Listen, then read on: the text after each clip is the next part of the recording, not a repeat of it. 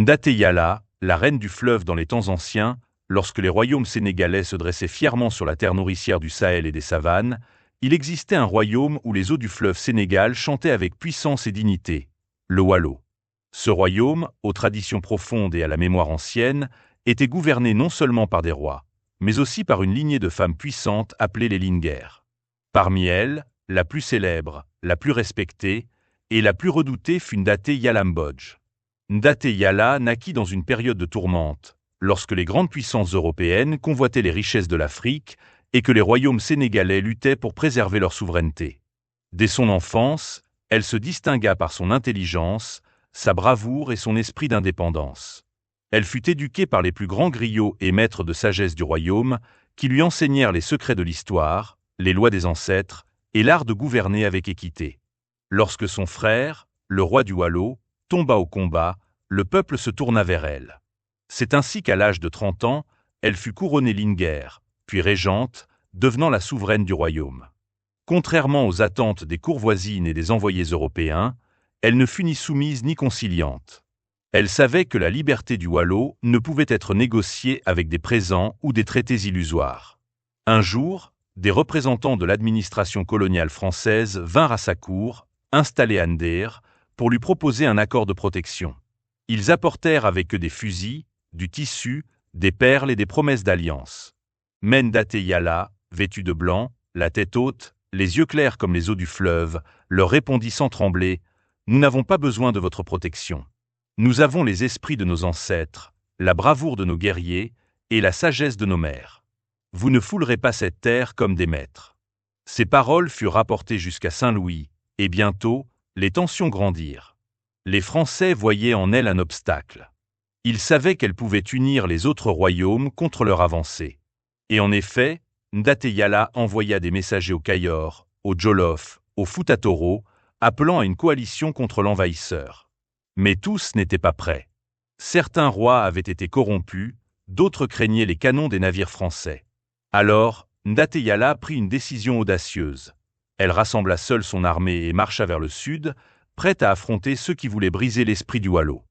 Parmi ses troupes se trouvait Samba Laobé, un jeune guerrier loyal et silencieux qui avait juré de protéger la reine au péril de sa vie. La légende raconte qu'il avait vu en rêve un baobab se fendre en deux, libérant un lion doré. Lorsqu'il avait raconté ce rêve à la reine, elle lui avait souri et dit « Ce lion, c'est notre peuple. » Même blessé, il rugira encore.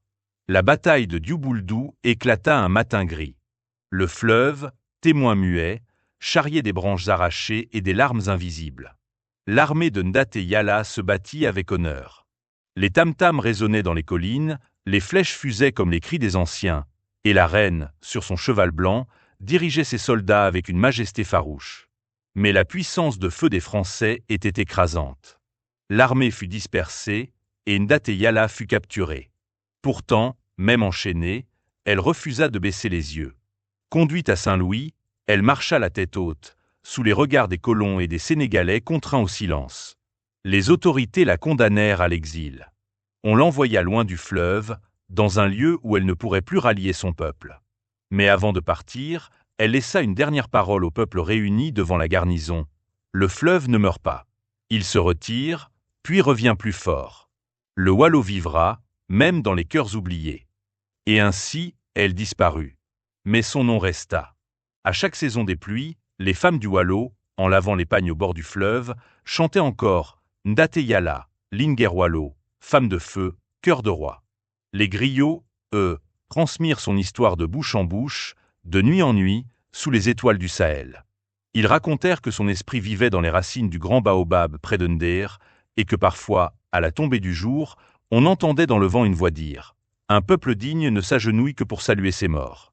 Mais le souvenir de Ndaté-Yala ne se limitait pas aux chants et aux récits.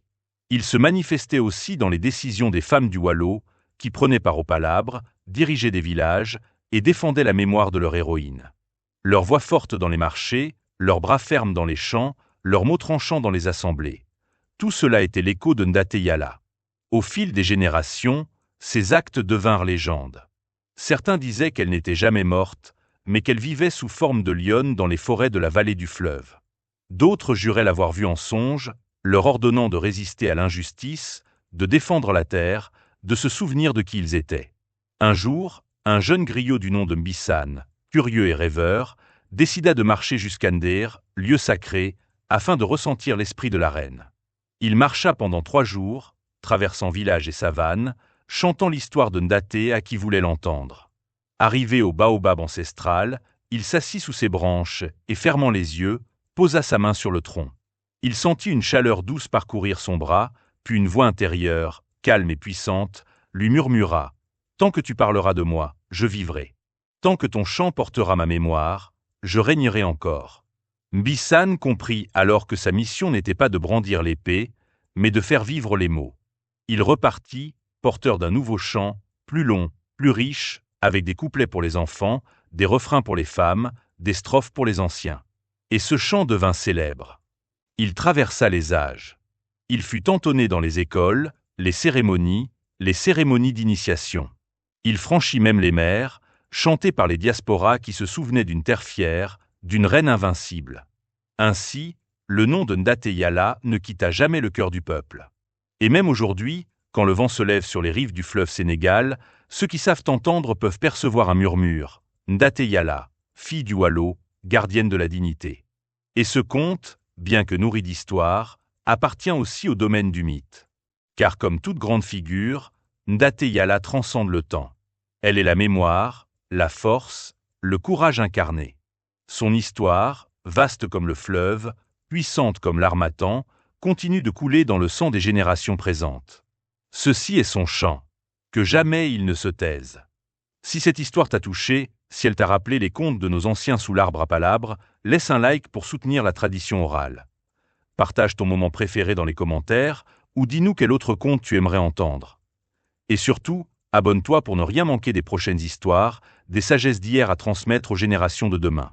Ensemble, faisons vivre notre patrimoine.